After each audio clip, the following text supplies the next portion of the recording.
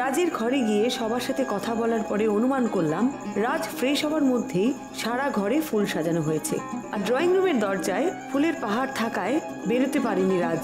সাধনা দেবী জানালেন ডমরুকে তিনিই পাঠিয়েছিলেন রাজের বাড়িতে, আর ডমরু রাজের বাড়ির সব খবর সাধনা দেবীকেই সাপ্লাই করত।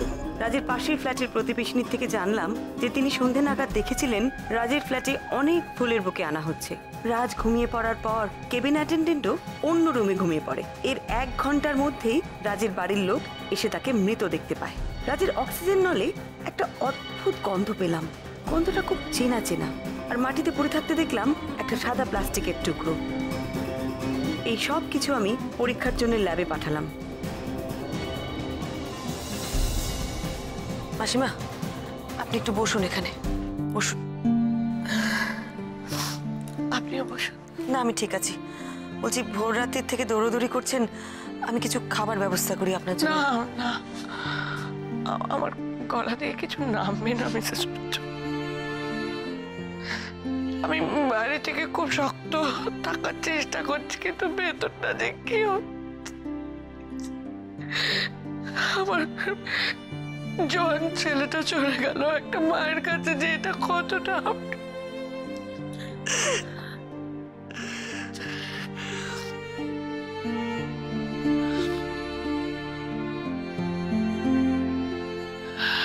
আচ্ছা, আপনি কি জানেন আমার ছেলেটাকে যে পোস্টমর্টমে নিয়ে গেল,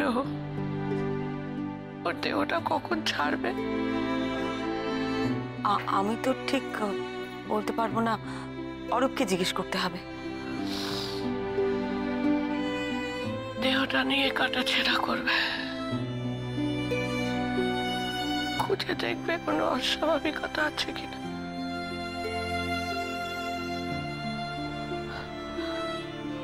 অথচ জানেন, আমার ছেলেটা নিজের এই চেহারাটা কত ভালোবাসতো, খুব ভালোবাসতো। বলতে নেই, আমার রাজুকে তো খারাপ দেখতে ছিল না। সে ছোট্টবেলা থেকে আয়নার সামনে দাঁড়িয়ে কত অঙ্গভঙ্গি করত, নিজের শরীরটাকে ফিট রাখার চেষ্টা করত, সুন্দর করে রাখতো চেহারাটা। খুব সচেতন ছিল চেহারা নিয়ে, খুব। মা কোনোদিন তেল ঝাল মশলা দিয়ে রান্না করলে ছেলের কি রাগ, জ্ঞান দিতে বসতো আমায়, বলতো জানো এইসব খেলে কত ক্ষতি হয়, ক্ষতির ক্ষতি আন দিয়ে বসত। আর সেই দেহটা পোস্টমর্টম করে ছিঁড়ে করে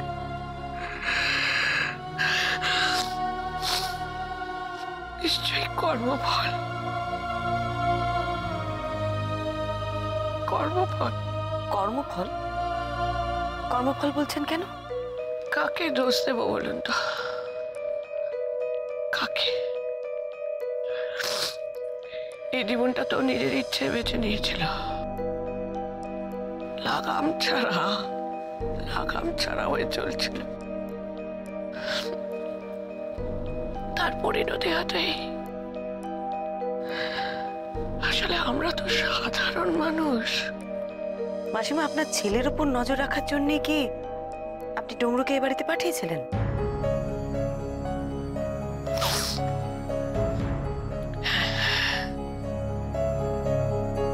আর সেটা বোধহয় রাজ জানতো না, তাই তো? না, আসলে জানলে যদিও রাগ করে, কিছু বলে, সেই জন্য আর কি। মা হয়ে চিন্তা হয় না বলুন তো ছেলের জন্য? আচ্ছা, কাল রাত যখন ডমরুকে তাড়িয়ে দিল এখান থেকে, তারপর ডমরু আর আপনার সাথে যোগাযোগ করেছিল? না, করেনি। এবারের কাজ ছাড়ার পর ডমরু কোথায় যেতে পারে? আপনি কিছু আন্দাজ করতে পারেন? না, আমার কি মনে মনে হয় জানেন, রাজু বোধহয় বুঝতে পেরে গিয়েছিল যে আমি আমি ডমরুকে ওর কাছে পাঠিয়েছি, সেই জন্যই তাড়িয়ে দিল। অথচ দেখুন না, আর যদি ডমরু এখানে থাকতো তাহলে হয়তো হয়তো এই ঘটনাটা ঘটতোই না। কেউ তো ঢুকতেই পারতো না এই বাড়িতে। রাগের মাথায় আমার ছেলেটা যে কি বিরাট বড় ভুল করে ফেললো, আমি কাকে বলবো, কাকে বলবো আমি।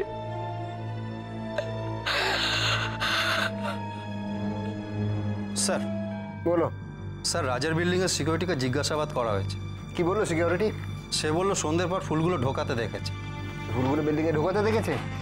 তো ফুলটা কোথা থেকে এসছে, কার কাছ থেকে এসছে, কোথায় যাবে কিছু জিজ্ঞেস করেনি? হ্যাঁ স্যার, আসলে রাজের নাম নিয়েছিল আর সেদিনকে রাজের বার্থডে ছিল, ওই জন্য স্যার কোনো রকম সন্দেহ ছাড়াই ফুলগুলো ঢোকাতে দিয়েছে। আর সিকিউরিটি ভেবেছে ডমরু ফ্ল্যাটে নিশ্চয়ই ফুলগুলো রিসিভ করছে। ওকে। আর রাজকে ওরা নিয়ে যাওয়ার পরে ওই ফ্ল্যাটে কাউকে ঢুকতে বা ওখান থেকে কাউকে বেরোতে দেখেছে সিকিউরিটি? না স্যার, সেরকম কাউকে দেখেনি। দেখেনি? ওকে।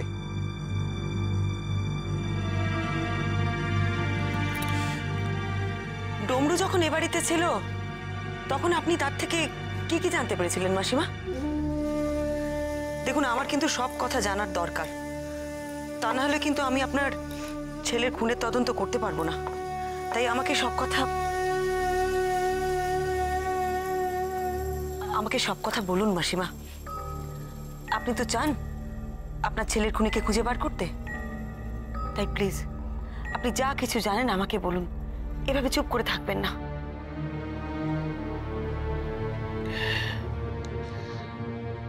মা হয়ে নিজের ছেলের সম্পর্কে কি বলি বলুন তো। আমার ছেলেটা ভীষণ পাল্টে গিয়েছিল এই জগতে এসে, খুব উশৃঙ্খল জীবন যাপন করত। তার মধ্যে সঙ্গিনীও জুটেছিল অনেক। আমি তো শুনেছি ওই একই সময়ে অনেক মেয়ের সঙ্গে রিলেশন চলছে। এই সমস্ত কথা কি আপনি ডমরুর কাছ থেকে জেনেছিলেন? দেখুন, নায়কদের সম্পর্কে ম্যাগাজিনে যে সমস্ত গসিপ বেরোয় সেগুলো তো পড়েইছি, কারোরই তো জানতে বাকি নেই। আমি আসলে ডমরুকে এখানে পাঠিয়েছিলাম যে ও ঠিক নিজের চোখে যা যা দেখছে সেগুলো যাতে আমাকে জানায়, তাই সন্দেহের আর কোনো অবকাশই ছিল না। শুনেছি একটা মেয়ে বাড়ি থেকে বেরোতে না বেরোতেই আর একটা মেয়ে এসে ঢুকত। ডমরুই জানিয়েছিল আমাকে এসব কথা। আমি কি ভেবেছিলাম জানেন তো, যে একা থাকে হয়তো, সেজন্য এটা একটা বদ খেয়াল। আচ্ছা মাসিমা, আপনি কখনো আপনার ছেলের সাথে এখানে এসে থাকতে চাননি? অনেকবার চেয়েছিলাম। আমি বলেছিলাম যে তোর তো নিজস্ব একটা ফ্ল্যাট আছে, সেখানে কি আমি কদিন তোর সঙ্গে থাকি।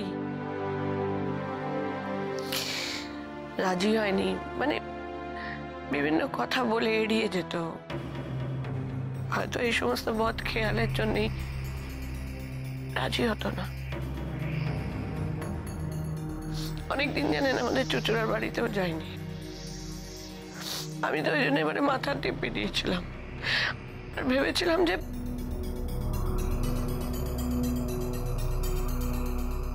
কি ভেবেছিলেন? ভেবেছিলাম যে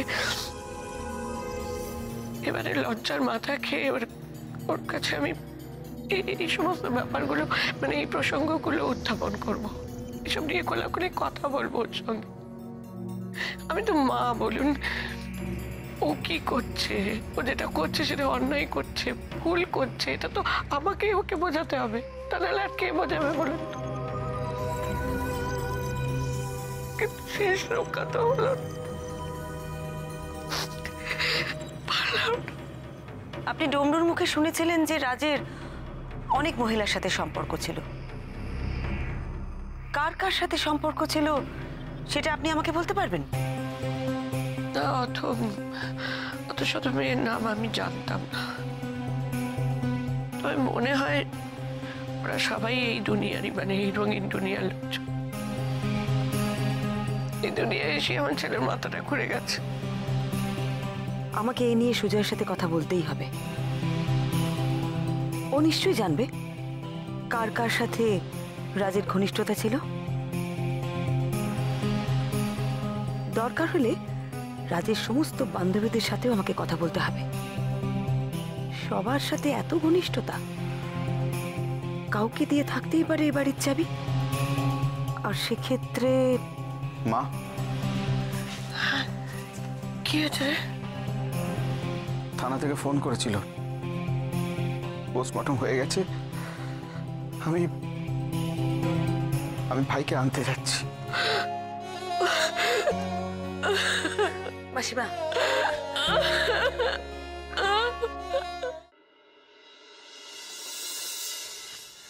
কুহু মিত্র, শালমলী বসু, তাবাসসুম এরা তিনজনই রাজের ঘনিষ্ঠ বান্ধবী ছিল। আর বর্তমানে পলা। আমি তো আগেই বলেছিলাম এইসব নায়কদের কেচ্ছা কাহিনী জানতে আমার বাকি নেই।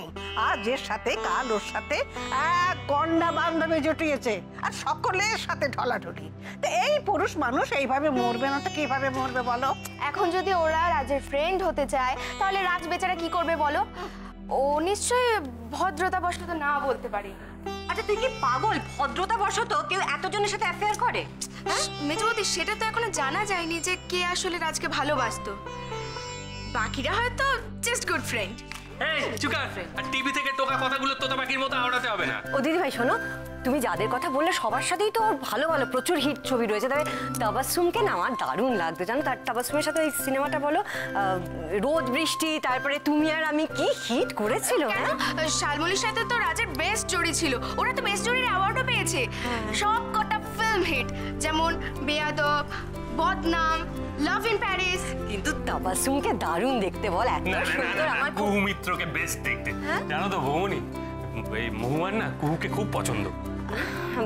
সরি, কিছু মনে করো না তাহলে। না মানে বলতে বাধ্য হচ্ছি, মহুয়ার টেস্ট কিন্তু একেবারে না না মেজো বৌদি, আসলে এই ছোটদাকে পছন্দ তো তাই। এইটাই তো শোনো বৌমনি, আমি বলে দিচ্ছি কুহু মিত্র ছাড়া যে কেউ খুনি হতে পারে। শালমলী খুব ভালো মেয়ে, ওরকম করতেই পারে না। আরে আরে আরে আরে, তোরা নিজেদের মধ্যে এত ঝামেলা করছিস, না জানি ওদের মধ্যে কি ঝামেলা হয়েছিল। আর তারপরে নায়িকা রেশারেশি তো থাকেই। হ্যাঁ ও মা, বলছি ওই কুহু মিত্রর সঙ্গে রাজের জুটিটা দা বেস্ট ছিল, এটা আমি বলছি। এই শোন, তুই কুহু আর রাজের কোন ফিল্মটা দেখেছিস রে? কুহু কোনো নায়িকা হলো তো আবার রাজের পাশে রাজ। ওই তো কি করে হবে, মনে পড়বে কি করে? সিনেমা দেখে মহুয়ার দিকে তো তাকিয়ে থাকে করে। আরে না না, ওই তো ওই সিনেমাটা, ওই যেটাতে ওই দুজন মিলে বিচে নাচছিল না পাটায়াতে। চাটায়া? কে কে কে চটালো? কাকে চটালো? ও বড়নাথ কে কে কে কাকে চটালো গো? ওই যে বলছে চাটায়া, কে কাকে চটালো? ওই জন্যই ওইভাবে মরে গেল। চটায়া না, পাটায়া। পাটায়া ব্যাংককে একটা জায়গা আছে পাটায়া, ওখানে রাজ শুটিং করছিল সিনেমা। দেবল, একটা জিনিস জানতাম না যে তুমি ওকালতির পাশাপাশি বাংলা সিনেমাও নিয়মিত দেখো। আরে না না, ওরকম কোনো ব্যাপার নয়, দেখি না তো। কি হয়েছে কি বলতো, আন্দাজে মেরে দিয়েছি, সমস্ত নায়ক নায়িকা দেখবে পাটায়াতে নাচে, সস্তায় পুষ্টিকর জায়গা না। বাবা, উকিলের এত বুদ্ধি। দেখো মেজো বৌদি, তুমি আর যাকে নিয়ে বলো না কেন, শালমলীকে নিয়ে কিচ্ছু বলবে না। আবার সময় সাথে কোনো কম্প্যারিজনই হয় না। কেন বেকার চুপ করবি তোরা? বড় মামা, তুই এদের কিছু বলো তো। আর কি বলবো, কাল থেকে যা যা ঘটেছে আমি ঠান্ডা মাথায় একবারে চিন্তাই করতে পারছি না। এত চিৎকার করে যাচ্ছে সবাই, ভাল লাগে না আমার। ইস, কালকে এই মানুষটাকে দেখলাম, তারপরই অক্কা পেয়ে গেল। তুই দেখার পরই লোকটা মরে গেল। তুই সেলফি তুলেছিলি না? কি অপয়া ফ্যান বাবা, আর কারো সেলফি। তুই চুপ কর না। মামনি দেখে আমাকে মারছে, কি সব বলছে, অপয়া ডুবে। ওহ বাবারে, তোরা চুপ কর তো, একটু ঠান্ডা মাথায় ভাববো, সেই সুযোগটাই পাচ্ছি না আমি। এক্স্যাক্টলি, এখানে তুমি আর আমি ছাড়া কেউ কাজের নয়। আয় পুলিশ, একদম চুপ চুপ একদম। হ্যাঁ, কি বড়নাথ মা মনসা হয়ে আছে, তারপর তুমি ধুনোর গন্ধ দিচ্ছ। চুপ, এই সবাই একদম চুপ করো, একদম চুপ, নইলে কিন্তু আমি কান মুড়ে দেবো। বড় রাখবো? ভাবো, তুমি ভাবো, ভাবো। কি করবে এবার দিদি ভাই?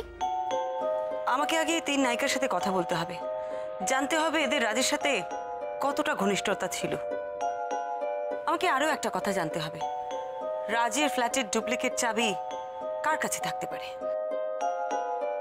দিদি ভাই তুমি সব হিরোইনদের মিট করবে, ইনভেস্টিগেট করবে, ভাবতে পারছেন মা? আমি তো কি হলো, কি দেখছো? আচ্ছা কি কি কি কি জিজ্ঞেস করবে তুমি আমাকে বলো। করবে না, করবি। মানে? এই সব হিরোইনদের তুই ইনভেস্টিগেট করবি আমার হয়ে।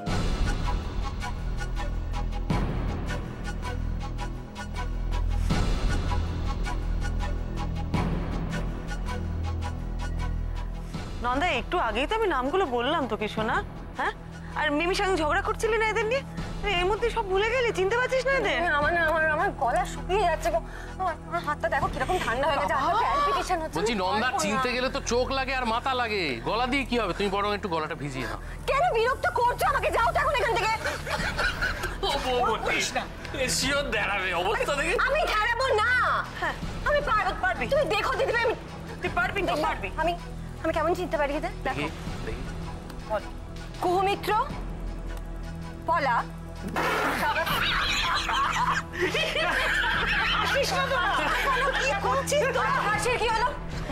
আমি কিছু ভুল বলেছি, তুমি বলো দিদি ভাই কেন আসছো? না মানে ওটা তো শালমলি।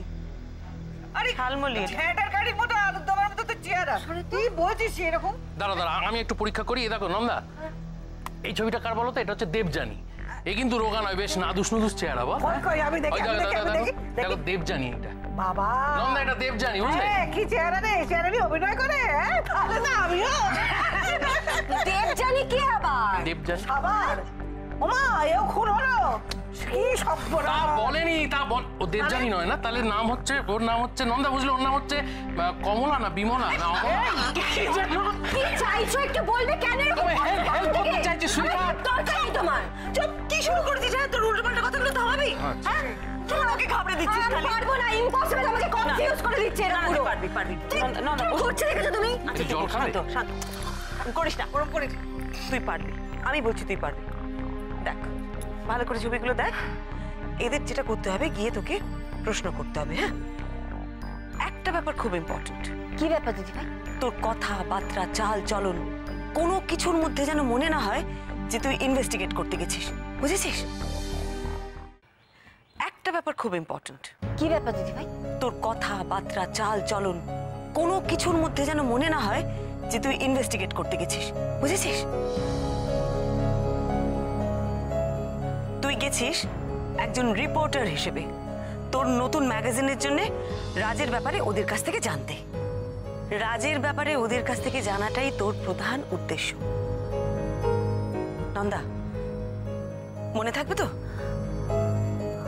আমার সবটা গুলিয়ে যাচ্ছে দিদি ভাই, কিচ্ছু মনে রাখতে পারছি না। কি হবে, হাত পা ঠান্ডা হয়ে যাচ্ছে। দেখো আমি পারবো না গো এইসব। আরে বাবা, তুই ভয় পাচ্ছিস কেন নন্দা? তুই যথেষ্ট স্মার্ট। মাত্র তো 3 জনের ইন্টারভিউ করবি, তুই পারবি না? ঠিক পারবি।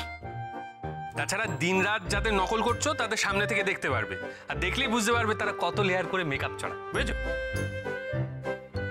এই মোটেও না, আমি একদমই ওদের মতো সাজি না। বাজে কথা বলো না তো।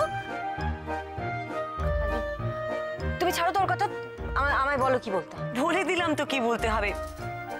শোন, তুই একটু মাথা ঠান্ডা কর, মাথা ঠান্ডা করে মনের মধ্যে প্রশ্নগুলো সুন্দর করে গুছিয়ে নে।